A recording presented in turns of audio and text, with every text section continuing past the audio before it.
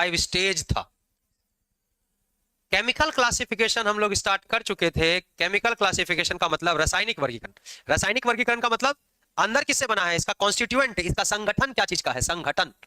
तो रासायनिक वर्गीकरण के आधार पर पदार्थ को दो पार्ट में बांटे थे, शुद्ध और अशुद्ध। हम लोग जो दैनिक यूज करते हैं शुद्ध अशुद्ध, क्या वही है कि अलग अलग? अलग है। दैनिक शुद्धि अशुद्धि सब अलग है।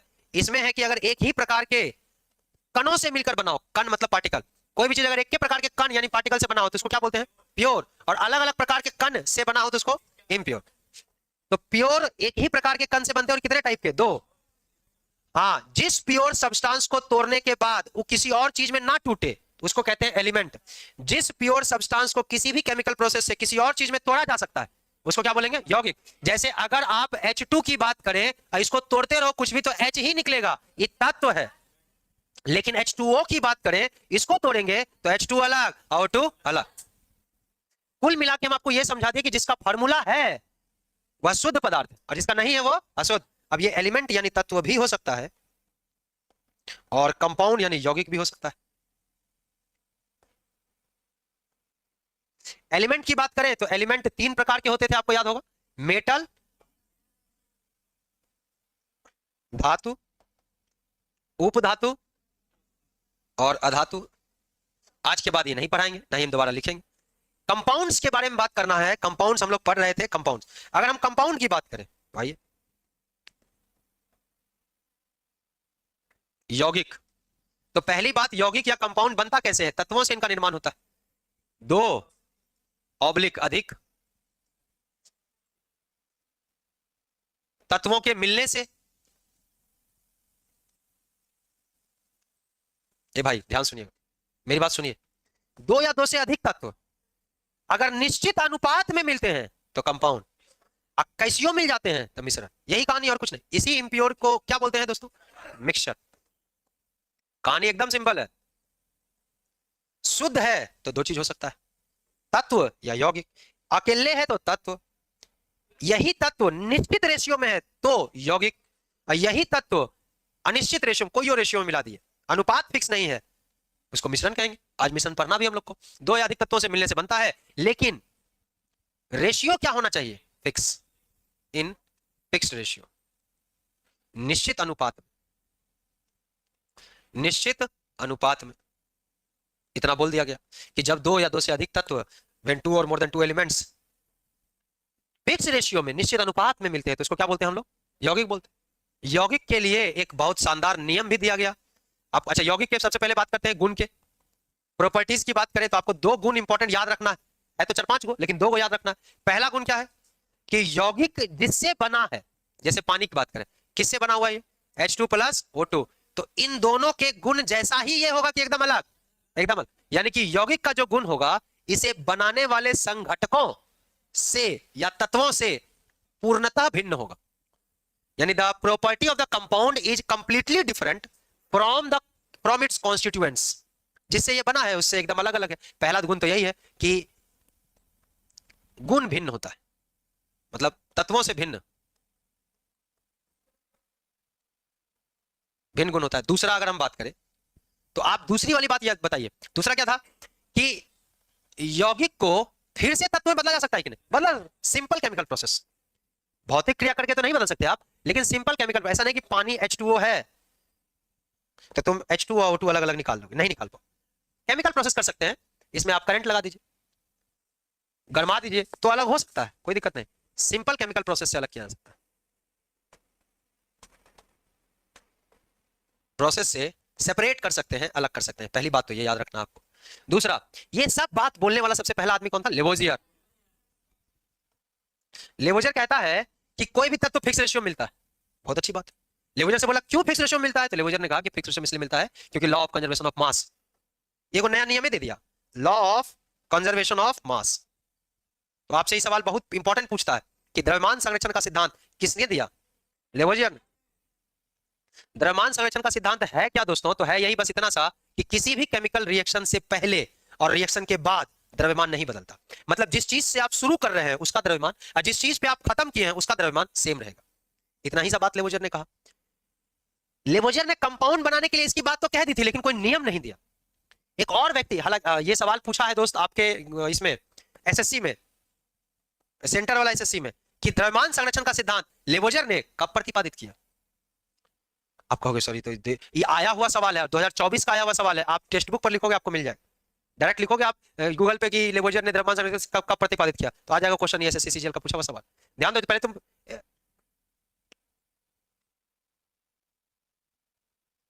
पढ़ा, इधर चैटिंग चल रहा था। एसएससी के एग्जाम में बात किया था, ये एकदम खतरनाक सर क्यों पूछ लिया, हम भी जब सवाल देखे तो हम भी चौंके कि ऐसा क्यों सवाल पूछ ले, इसलिए पूछा कि वही साल फ्रांस की क्रांति हुई थी। देखो 1789 जिस साल फ्रांस में क्रांति हुआ वही साल लेवोजर द्रव्यमान संरक्षण सिद्धांत दे रहा, कोई मार रहा है कट रहा, इधर द्रव्यमान संरक्षण सिद्धांत दे रहा कि कोई बात नहीं, मार कट जाओ, बाद में मास सेम रहेगा, समझ रहा आप कहानी। और इसके 1799 में लगभग कितना साल हो गया, 10 साल, 11 साल हो गया, नहीं 10 ही हुआ ना भाई, 10 साल हुआ, तो 10 साल बाद 1799 में इसी बात को एक नियम के रूप में पेश कर दिया, उसका नाम है जोसेफ प्रूस्ट।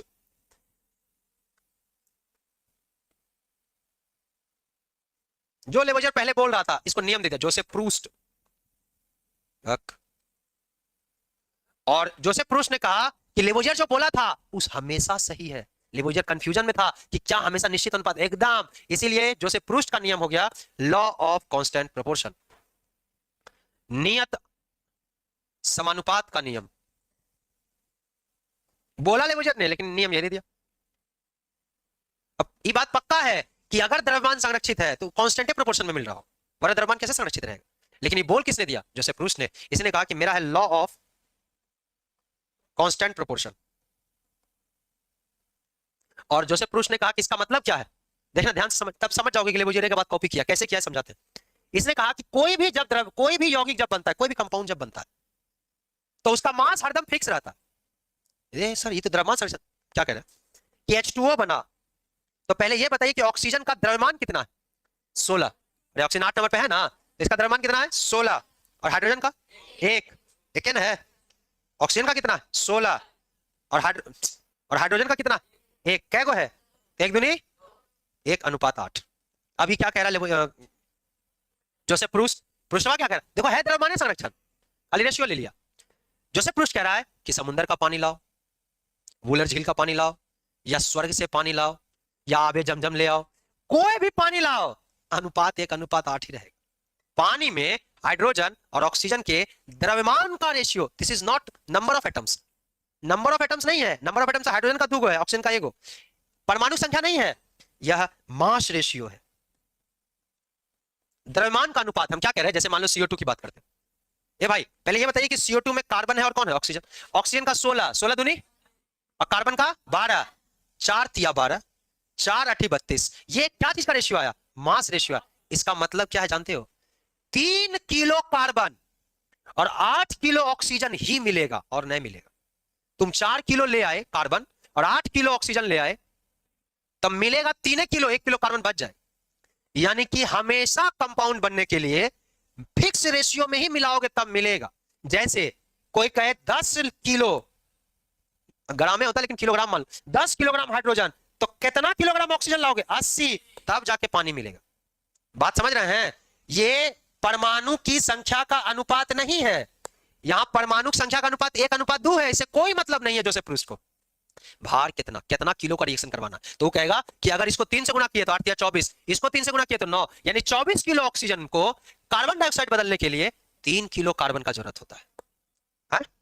हाँ भाई कितना कितना है 9, समझ पाए कि नहीं समझ पाए, ऐसा बोलने वाला कौन था, जोसेफ प्रूस्ट, जोसेफ प्रूस्ट। तो समानुपात, नियत समानुपात का नियम किसका, ये किस चीज का अनुपात है, परमाणु की संख्या का कि परमाणु के भार का, परमाणु के भार का। तो जल्दी से लिख दीजिए, नीचे लिख दीजिए द्रव्यमान संरक्षण का नियम, जल्दी लिखते जाओ, जल्दी लिखो, हमको लगता है लिख लियोगे, द्रव्यमान संरक्षण का नियम, law of conservation of mass, LOCM, dash देख लिखिए। इसे 1789 में, 1789 को लाल कलम से लिख देना, SSC CGL का पूछा हुआ सवाल है, कभी भी मुंह पे फेंक सकता दोबारा। इसे 1789 में लेवोजियर द्वारा प्रतिपादित किया गया। अंजलि कुमारी नया मेंबर बन गई हैं, आपका स्वागत है, वेलकम टू ADU दरोगा बैच।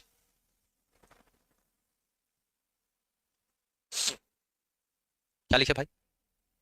द्रव्यमान संरक्षण का नियम, इसे 1789 में लेवोजियर द्वारा प्रतिपादित किया गया। आपको, आप जो कोर्स लिए हैं आपको बहुत अच्छा लगेगा, ये बात याद रखिए। लेवोजियर द्वारा 1789 में प्रतिपादित किया गया, इससे कोई लेना देना नहीं है। नीचे लिखिए आप, नियत समानुपात का नियम, नियत समानुपात का नियम, लॉ ऑफ कांस्टेंट प्रोपोर्शन। इसमें परमाणु भार का अनुपात लिया जाता है, पहली लाइन तो ये लिखो आप, इसमें परमाणु भार का अनुपात लिया जाता है। कंपटीशन के लिए जो जरूरी है, इसमें परमाणु भार का अनुपात लिया जाता है। The ratio of atomic mass या atomic weight is taken in it. इसमें परमाणु भार का अनुपात लिख लिए, डबल स्टार लगा के लिख लीजिए एक लाइन छोड़ के। इसे जोसेफ प्रूस्ट ने, इसे जोसेफ प्रूस्ट ने 1799 में प्रतिपादित किया, इसे जोसेफ प्रूस्ट ने 1799 में प्रतिपादित किया।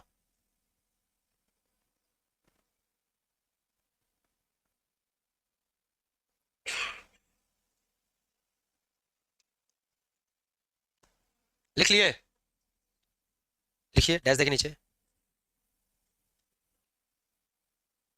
किसी भी यौगिक में, किसी भी यौगिक में तत्वों के परमाणु भार का अनुपात निश्चित होता है। किसी भी यौगिक में तत्वों के परमाणु भार का अनुपात निश्चित होता है। किसी भी यौगिक में तत्वों के परमाणु भार का अनुपात निश्चित होता है। In any compound the ratio of atomic mass of elements are always fixed, are नहीं, इज ऑलवेज फिक्स्ड। तत्वों के परमाणु भार का अनुपात निश्चित होता है। नीचे सवाल लिख दीजिए, क्वेश्चन लिख दीजिए। अच्छे एग्जाम का सवाल है, सीडीएस का सवाल है, 2014 का, ये पुराना है, 11 साल पहले का। आयरन सल्फाइड में, आयरन सल्फाइड में, आयरन सल्फाइड में, आयरन सल्फाइड में तत्वों के परमाणु भार का अनुपात क्या है? आयरन सल्फाइड में तत्वों के परमाणु भार का अनुपात क्या है?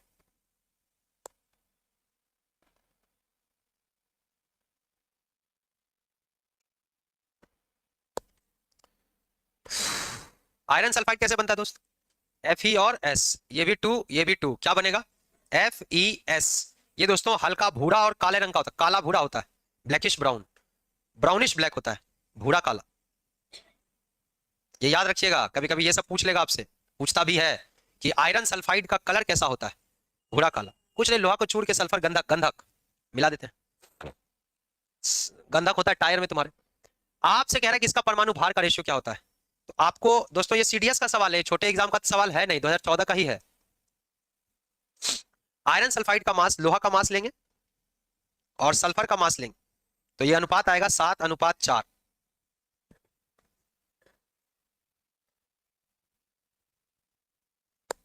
सर कैसे कर दिए सर? हम बता देते हैं अभी के लिए। आयरन का मास होता है 56 और सल्फर का मास होता है 32, तो रेशियो ले लिए, क्या है सब, तो एगो 56, एगो 32। 8 से काट देंगे 7 बार, 8 से काट देंगे 4 बार, 7:4 आ जाए। अब एक मेरी तरफ से सवाल लिख लीजिए, प्रैक्टिस बैच एसएससी के लिए, प्रैक्टिस बैच कोई भी परीक्षा के लिए बहुत हेल्पफुल रहेगा, ये बात याद रखिए। अंजलि जी नीचे लिखिए, मेरी तरफ से लिख लीजिए। कार्बन डाइऑक्साइड में तत्वों के द्रव्यमान का अनुपात क्या है? जल्दी निकालो, अभी हम बता दिए थे। कार्बन डाइऑक्साइड में तत्वों के द्रव्यमान का अनुपात क्या है? What is the mass ratio of elements in carbon dioxide? Carbon dioxide में, साजन तुम नहीं लिख पा रहे हो सवाल क्या?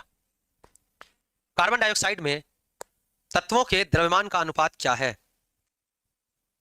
प्रैक्टिस बैच सबके लिए बहुत ज्यादा हेल्पफुल, क्या जरूरी होगा। हेल्पफुल क्या बोल रही, तो बेइज्जती हो गया, हेल्पफुल बोल।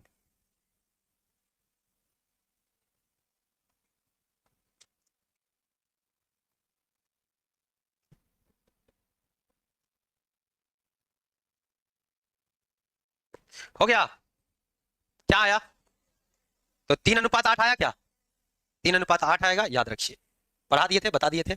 ऐसा सवाल अगर पूछा तो कल को बता सकते हैं, बहुत कम एग्जाम में ऐसा सवाल पूछता है, थोड़ा डीप लेवल है, बता दिए। अब हम लोग आगे का क्लास बढ़ाते हैं आगे। अच्छा सुनो, एक छोटी सी बात कभी कभी आपको आएगा, रासायनिक यौगिक किसको कहते हैं?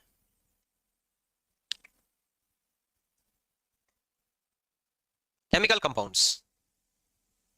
छोटी सी बात है, कंपाउंड पढ़ा रहे थे, सोचे ये भी बता दें आपको। केमिकल कंपाउंड किसको कहते हैं, कोई बताओ जल्दी। रासायनिक यौगिक क्या है? तो ध्यान दो, हाइड्रोजन और ऑक्सीजन मिला दिए तो क्या बना? H2O। ये यौगिक है कि रासायनिक यौगिक? अरे यौगिक ना है, अरे अभी तो पढ़ रहे थे ना, ये क्या यौगिक है या नहीं? यौगिक है। अच्छा किसको किसको यौगिक लग रहा है, हाथ खड़ा करो। कंपाउंड है, हाथ खड़ा करो। हाँ, किसको किसको रासायनिक यौगिक लग रहा है? रासायनिक यौगिक। तो नालायक दोनों एक के बात है। तुम लोग ध्यान से सुनो पहले मेरी बात। कोई भी यौगिक तभी बनेगा जब रासायनिक अभिक्रिया होगा, बिना केमिकल रिएक्शन के यौगिक नहीं बन सकता। आप चीनी में नमक मिला देंगे तो ये नहीं कहेंगे कि अब यौगिक बन गया, वो मिश्रण है। चीनी में नमक मिला दोगे, तुमको अलग अलग दिख रहा है तो मिश्रण है। दिखना ही बंद हो जाए, बाउंड्री ही सेपरेट ना होने लग जाए, तब आप कहेंगे समझ गए। और लक्षण पूरा अलग, जैसे चीनी पानी घोल दिए, देखा कोई यही सोच रहा होगा, हम बता देते हैं। चीनी मीठा लग रहा है, पानी चीनी पानी घोल दिए पिए तो क्या कड़वा लगने लगा? प्रॉपर्टी गुण पहले जैसा है, तो रासायनिक अभिक्रिया नहीं है। रासायनिक अभिक्रिया अभी ना यौगिक का गुण पढ़ा है। यौगिक का गुण क्या है कि पूरी तरह तत्व से क्या होगा? भिन्न गुण। अगर भिन्न गुण हो गया तब आप कहेंगे समझ गए, उसी को क्या बोलेंगे? यौगिक। तो यौगिक बनने के लिए रासायनिक अभिक्रिया होना जरूरी है, क्योंकि रासायनिक अभिक्रिया से ही यौगिक का निर्माण होता है, इसीलिए यौगिक को रासायनिक यौगिक भी बोलते हैं। Since compounds are formed by chemical reaction, therefore compounds are also called chemical compounds. समझ पाए कि नहीं? तो इतनी सी बात आप लिख लीजिए, वरना बार बार कंफ्यूज करेंगे। ये वर्ड में कंफ्यूज, अभी देखो कितना आदमी कंफ्यूज कर गया। लिख लीजिए, यौगिकों का निर्माण रासायनिक अभिक्रिया के द्वारा होता है। यौगिकों का निर्माण रासायनिक अभिक्रिया के द्वारा होता है। यौगिकों का निर्माण रासायनिक अभिक्रिया के द्वारा होता है। अतः उन्हें रासायनिक यौगिक भी कहते हैं। रासायनिक यौगिक भी कहते हैं।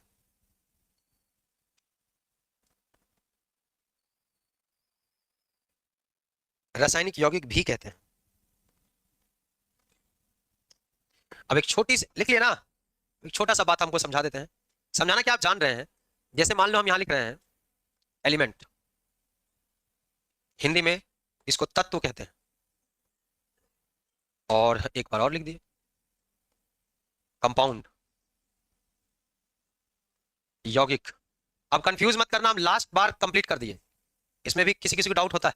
जब आप एलिमेंट को तोड़िएगा तो एलिमेंट का जो सबसे छोटा इकाई होगा जिससे एलिमेंट बना है उसको एटम बोलते हैं, परमाणु। यानी कि हम बोले पहले ये बताओ ये क्या है, एलिमेंट है या नहीं है? एक ही चीज। इसको तोड़ोगे तो O2 प्लस O, ये क्या है? परमाणु। O2 को भी तोड़ेंगे तो क्या मिलेगा? ये क्या है? परमाणु। ये दिमाग में सेट रखना कि यौगिक का जो सबसे छोटा इकाई होता है, the smallest unit of, sorry तत्व का जो सबसे छोटा इकाई होता है, the smallest unit of element is called atom. वहीं कंपाउंड का जो सबसे छोटा इकाई होता है इसको बोलते हैं मॉलिक्यूल, परमाणु। हाँ क्या बोलेंगे हिंदी में? अणु। बोलो दिमाग में क्लियर है? ये याद रखिए, आप लिख लीजिए इसको भी कि तत्व एलिमेंट एटम से बनता है, जबकि कंपाउंड मॉलिक्यूल से बनता है। अब मॉलिक्यूल भी एटम से बनेगा, बात का मतलब कि सबसे छोटी इकाई मॉलिक्यूल तक रुक जाना है। मॉलिक्यूल को अगर आप तोड़ने लग गए फिर तो आप एलिमेंट पे चले जाएंगे। H2O को आप तोड़ने लग गए तो H अलग वो अलग, फिर तो एलिमेंट हो जाएगा। इतनी सी बात आपको कभी कंफ्यूज कर सकती थी तो हम बता दी। अब हम लोग इम्प्योर मैटर पढ़ेंगे, जैसे कि आज हम क्लास में रिवाइज भी करवाए आपको। केमिकल के शुद्ध, एलिमेंट, कंपाउंड पढ़ लिए, महत्वपूर्ण फॉर्मूला भी पढ़ लिए। अब हम लोग क्या पढ़ रहे हैं? शुद्ध पदार्थ। और शुद्ध पदार्थ में क्या पढ़ेंगे? सॉरी, अशुद्ध पदार्थ को क्या कहेंगे? मिक्सचर। तो हेडिंग बनाइए, इम्प्योर कंपाउंड्स, कंपाउंड्स बोल रहे हैं, इम्प्योर मैटर, अशुद्ध पदार्थ। और अशुद्ध पदार्थ को हम लोग मिक्सचर बोलते हैं। यहां बड़ा कंफ्यूजन होगा, एनसीईआरटी ही कर दी है कंफ्यूजन। 9 10th में अलग है और वही चीज 11 12th में अलग बोलता है। हम आपको दोनों एनसीईआरटी दिखाएंगे, समझ में आ जाएगा। मिक्सचर, तो आपको कंफ्यूज नहीं होना है, पहले ही हम बता दिए। क्या कंफ्यूजन होगा वहां भी बोल देंगे, मिक्सचर।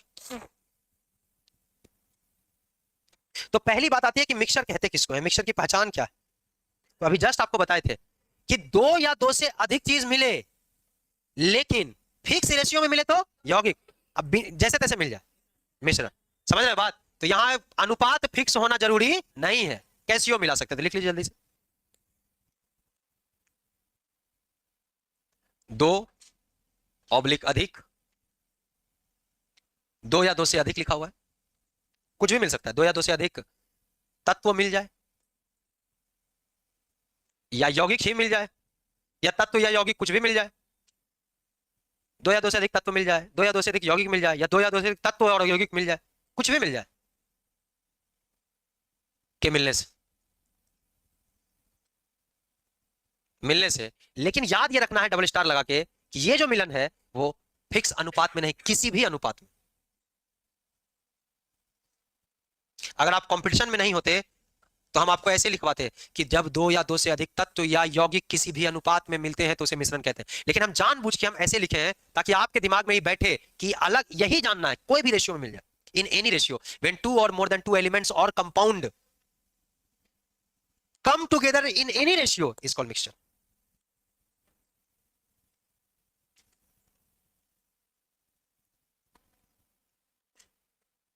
इसका मतलब इसमें भी अकेला नहीं होगा, कुछ और होगा, दो या दो से अधिक चीज होगा।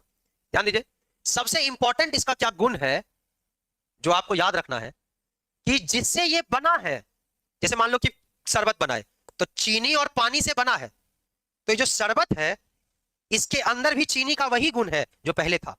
मतलब पहले चीनी मीठा लगता था तो इसके अंदर भी मीठा ही लगेगा। मतलब जो संघटक है, जो कॉन्स्टिट्यूएंट है जिससे ये बना है, वो अपना मूल गुण नहीं खोते। पहली बात समझ पाए, इसमें गुण खोते नहीं है। लेकिन कंपाउंड में क्या था? हाइड्रोजन, जलने वाला, ऑक्सीजन, जला आई वाला बुझा, ये पूरा गुण खो दिया था।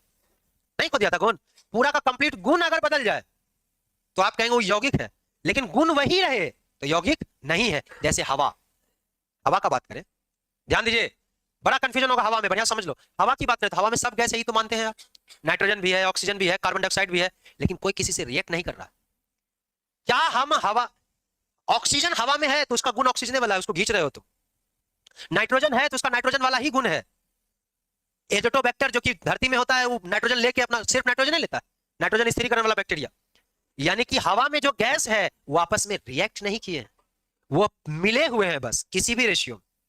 हर जगह क्या हवा समान है? नहीं, गर्म क्षेत्र में हवा कम है, ठंडा क्षेत्र में ज्यादा हवा, हाई प्रेशर लो प्रेशर जानते हैं ना आप, तो हर जगह हवा अलग अलग है। लेकिन पानी का बात करें H2O, तो हर पानी की हर बूंद में H2O मतलब 8 और ये 1 मास रेशियो लिखे हैं। एक बूंद में भी 8 अनुपात ऑक्सीजन 1 अनुपात हाइड्रोजन, पानी की एक बूंद में भी। लेकिन हवा कहीं कुछ और है, कहीं कुछ और, कहीं नाइट्रोजन ज्यादा है, कहीं नाइट्रोजन कम है, तो वहां का प्लांट पिचर प्लांट हो जाता है जो कि कीट भक्षी करता है। कुछ भी है, हवा कैसे भी मिला हुआ है।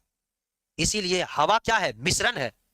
और हवा के जो कण है, जो मिश्रण के कण है, तत्व यौगिक कुछ भी, वो अपने गुण को नहीं खोए हुए। ऑक्सीजन अपना गुण रखे हुए, नाइट्रोजन अपना गुण, ठीक उसी तरह जैसे चीनी पानी में चीनी और पानी अपना अपना गुण बरकरार रखे हुए। तो पहली बात इसमें हम लोग को याद हो गया, मिश्रण में, मिश्रण में पहला बात क्या याद हुआ कि मिश्रण के जो संघटक होते हैं, the constituents of the mixture does not lose its original property, ये अपने मूल गुण को नहीं खोते। दूसरा, मिश्रण को आप फिजिकल प्रोसेस से, यंत्र की मदद से, यांत्रिक प्रोसेस से, मैकेनिकल मशीन की मदद से जो करते हैं उसको मैकेनिकल प्रोसेस बोलते हैं, तो यंत्र की मदद से अलग कर सकते हैं। पानी को किसी यंत्र की मदद से अलग नहीं किया जा सकता। ये नहीं कि ये वाला यंत्र है, एक मशीन है, इधर पानी डाले इधर हाइड्रोजन ऑक्सीजन निकल गया, आलू डाले सोना निकल गया, नहीं होगा ऐसा। पानी को अलग करना है तो तुमको केमिकल रिएक्शन करना होगा, करंट लगवाना होगा ताकि हाइड्रोजन ऑक्सीजन अलग हो। मेरी बात समझना हम क्या कह रहे हैं।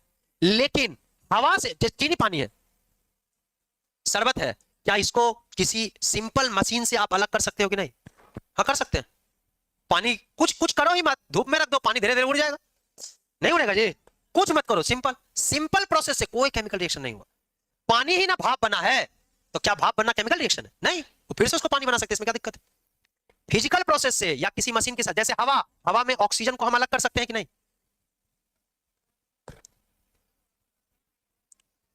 अरे हवा से ऑक्सीजन निकाल लेगा तुम? निकाल लेंगे? कुछ बोलबे नहीं करता था सब, बौड़ा हाँ सब, हाँ ना कुछ तो बोलो उसके बाद निकाल सकते हैं। हाँ, कौन हाँ हाँ हाँ कर रहा है? तो हवा से ऑक्सीजन कैसे निकलेगा बताओ?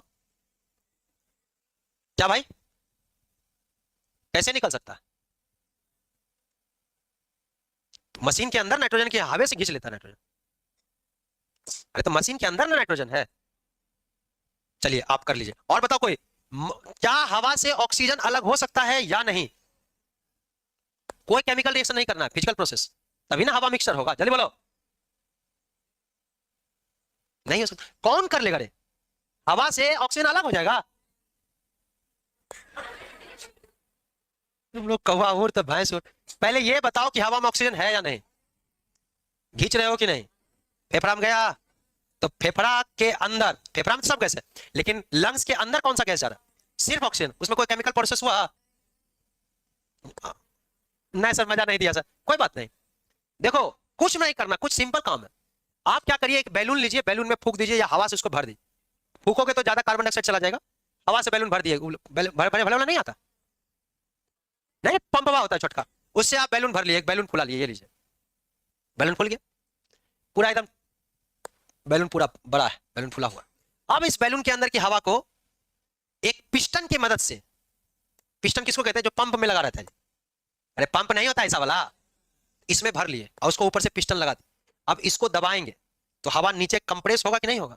हवा जैसे जैसे हवा कंप्रेस होगा तो जो जो भारी गैस है, ऑक्सीजन का वजन कितना, 16, और नाइट्रोजन का 14, तो ऑक्सीजन भारी है, जो भारी गैस है वो नीचे बैठ जाएगा और ये लिक्विफाई होने लगेगा, लिक्विड बन जाएगा। और जैसे छोड़ोगे, हल्का रिलीज किए तो नाइट्रोजन फूर से निकल जाए, अरे हाँ या ना, क्या अंदर बैठ गया ऑक्सीजन। ये लीजिए, ऑक्सीजन अलग होगी, नाइट्रोजन 78% है, ऑक्सीजन 21% है। अभी ने कहना सर कार्बन डाइऑक्साइड, अरे भाई 99 तो होइए, आप कौची बचा, 99% का तो काम कर दिया, ऑक्सीजन अलग नाइट्रोजन अलग, सिंपल प्रोसेस है, बस कुछ नहीं, उसको दबाना है, पास लाओगे तो जो भारी गैस है वो पानी बन जाएगा, ऑक्सीजन लिक्विफाई हो जाता है, नाइट्रोजन निकल गया। हम लोग बस इतना कह रहे हैं कि मिक्सचर का गुण है कि उसको यंत्र की मदद से या बिना किसी केमिकल प्रोसेस, फिजिकल प्रोसेस से, जैसे कि गर्म कर दिए थे पानी, अलग कर सकते हैं कि नहीं, उसको मिश्रण कहते हैं। मिश्रण उसको कहते हैं जो एक से ज्यादा चीजों से मिलकर बनाओ किसी भी रेशियो। सर पता कैसे चलेगा कि किसी भी रेशियो में है या फिक्स रेशियो में? कोई दिक्कत नहीं, पता कर सकते हैं आप। जैसे पानी को अलग करना है तो केमिकल प्रोसेस करना होगा, गड़बड़ा जाए, लेकिन मिक्सचर को आप डायरेक्ट अलग, नमक पानी मिला दिए तो क्या उसके लिए कोई रासायनिक अभिक्रिया करना होगा? नहीं, खाली गर्म कर दीजिए पानी, और या पानी का उड़ना, भाप बनना फिजिकल प्रोसेस है और रिएक्शन। अभी हम बताए पिस्टन की मदद से हवा भी अलग हो सकता है, इसका मतलब कि यंत्र की मदद से हम लोग अलग कर ली। तो यांत्रिक या भौतिक क्रिया द्वारा जिसे अलग अलग किया, जिससे बना है उससे, उसमें तोड़ दो, अलग अलग, चीनी पानी अलग अलग कर दो, उसको हम लोग मिश्रण कहते हैं। पहला इसका गुण है कि मिश्रण को किसी भी यांत्रिक या भौतिक क्रिया द्वारा जिससे बना है संघटक, कॉन्स्टिट्यूएंट्स में अलग अलग किया जा सकता है। बोलो पहला। दूसरा गुण क्या है कि मिश्रण अपनी संघटक की मूल गुण को नहीं खोता। जैसे चीनी पानी है तो चीनी मीठा ही लगेगा शरबत में भी, या मूल गुण को भी नहीं खोता, जैसे कंपाउंड में था मूल गुण ही खो देता था। यही दो प्रॉपर्टी है, जल्दी लिख लीजिए, मिश्रण में लिखिए मिश्रण के गुण। इसे मिश्रण के अवयवों को, अवयव कंपोनेंट्स या कॉन्स्टिट्यूएंट्स भी लिख सकते हैं आप। मिश्रण के अवयवों को, मिश्रण के अवयवों को भौतिक या यांत्रिक क्रिया द्वारा अलग अलग किया जा सकता है। मिश्रण के, उसको यौगिक को अलग करने के लिए रासायनिक क्रिया करना पड़ता था, मिश्रण के अवयवों को भौतिक या रासायनिक क्रिया द्वारा अलग अलग किया जा सकता है, अलग अलग किया जा सकता है। 2 नंबर लिखिए, मिश्रण के अवयव, मिश्रण के अवयव, मिश्रण के अवयव मिश्रण में, मिश्रण के अवयव कॉमा मिश्रण में अपने मूल गुण को नहीं खोते। The components या constituents of mixture does not lose its original property in mixture। मिश्रण के अवयव कॉमा मिश्रण में, मिश्रण के अवयव मिश्रण में अपने मूल गुण को नहीं खोते, अपने मूल गुण को नहीं खोते, अपने मूल गुण को नहीं खोते।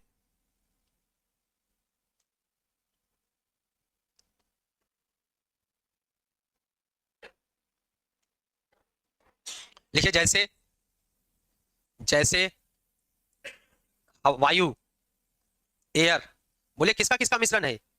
Nitrogen, oxygen, CO2, ETC।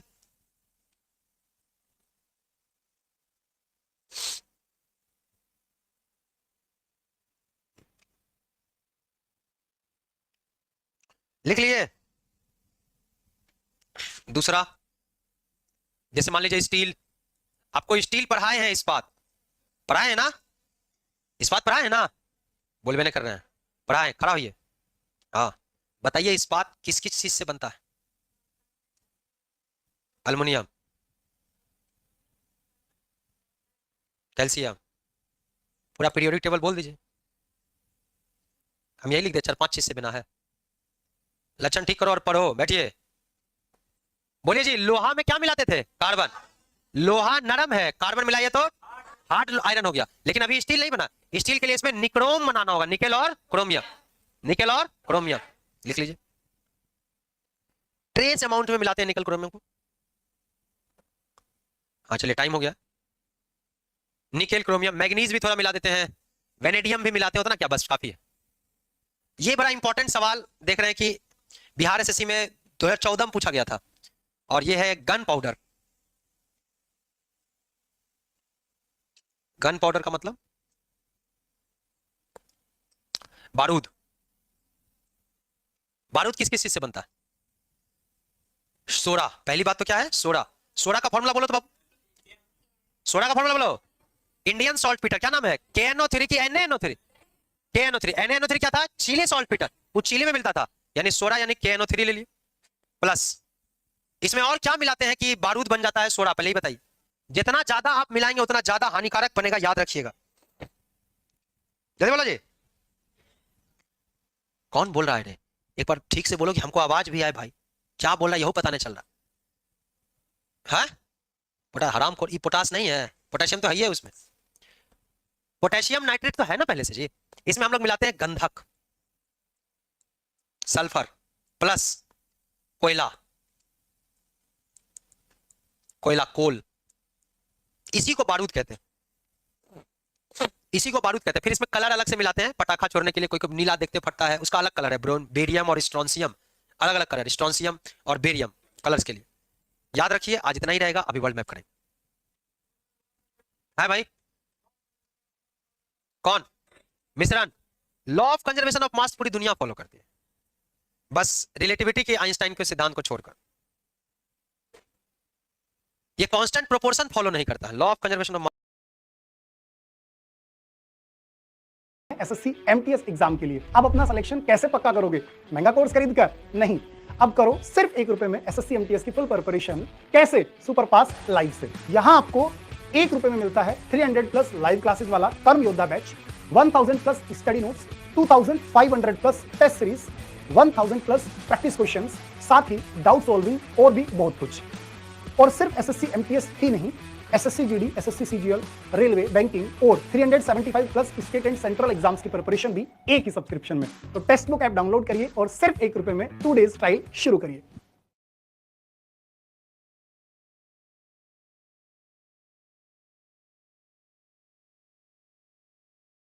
जय हिंद दोस्तों, कैसे हैं आप सभी? आई होप आप सभी बहुत अच्छे होंगे। मैं सब इंस्पेक्टर काजल भारद्वाज स्वागत करती हूँ आपका इस चैनल पे। मैं चाहे भारत में कोई सी भी वीडियो बना रही हूँ, चाहे किसी भी गवर्नमेंट एग्जाम की वीडियो बना रही हूँ, बच्चे एक कमेंट जरूर करते हैं, और बहुत सारे बच्चों का हमेशा ये एक कमेंट जरूर रहता है, मेरी मैथ अच्छी नहीं है। मेरी मैथ तो जितनी खराब है कि मेरे से 2 + 2 4 भी नहीं होता।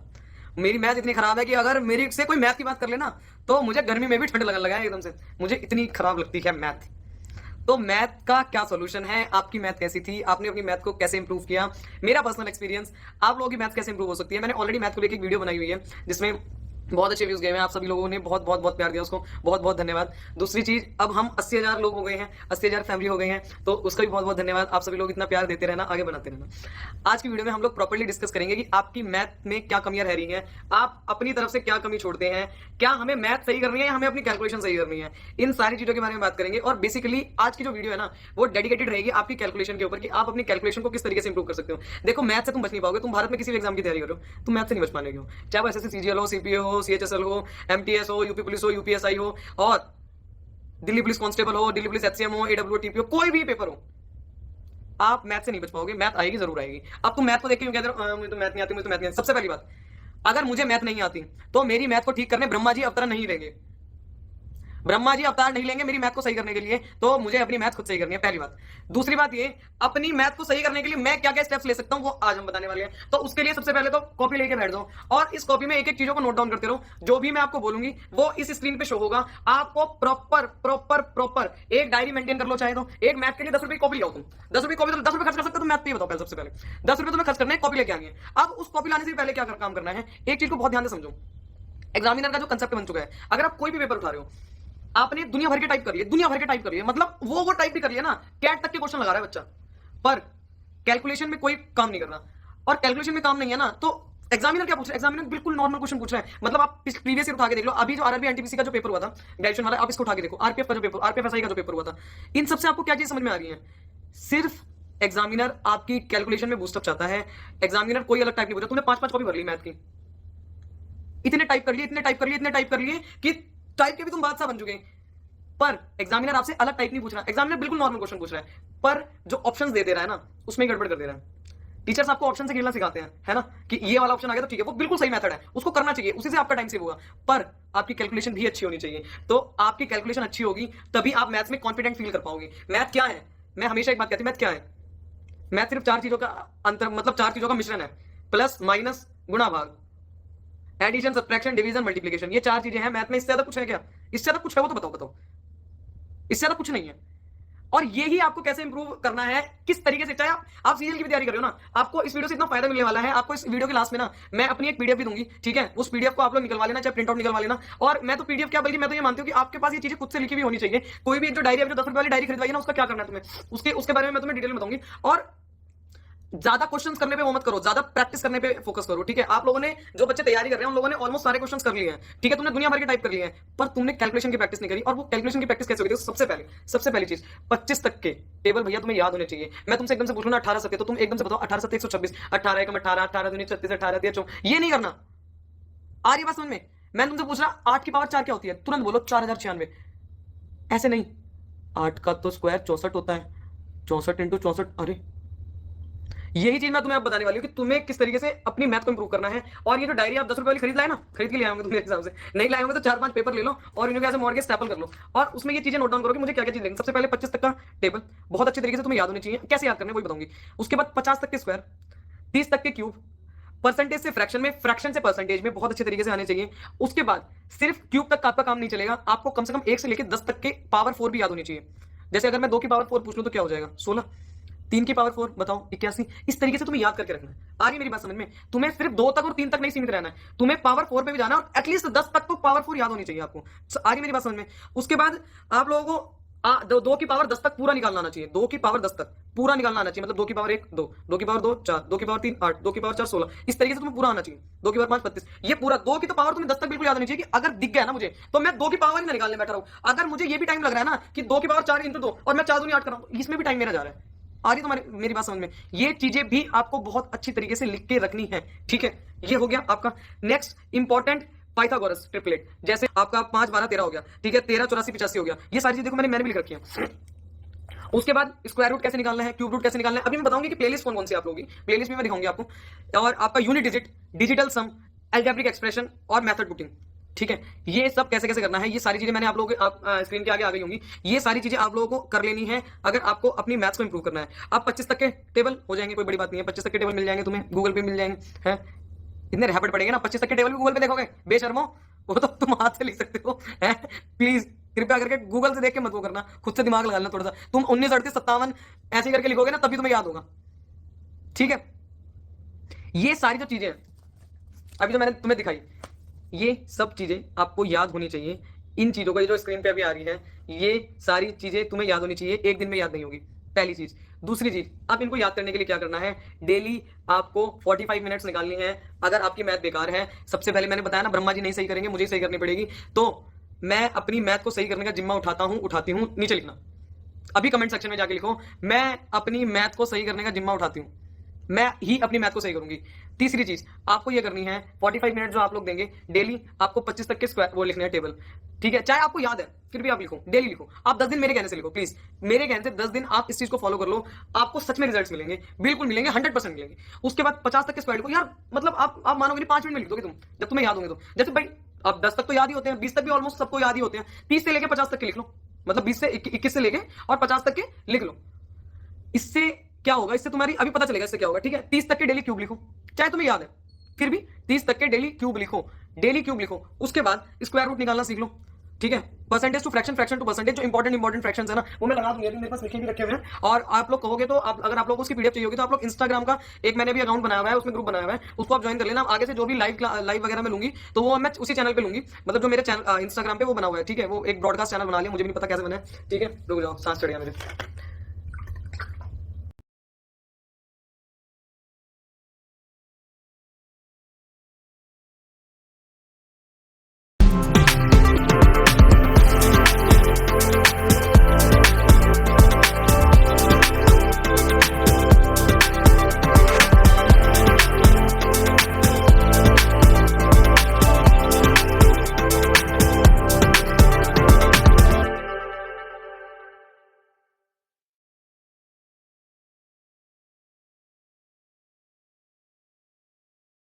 ETF, a practical approach to build your investment portfolio with Angel One. Open free Demat account now. Investments in securities market are subject to market risks. Read all the related documents carefully before investing.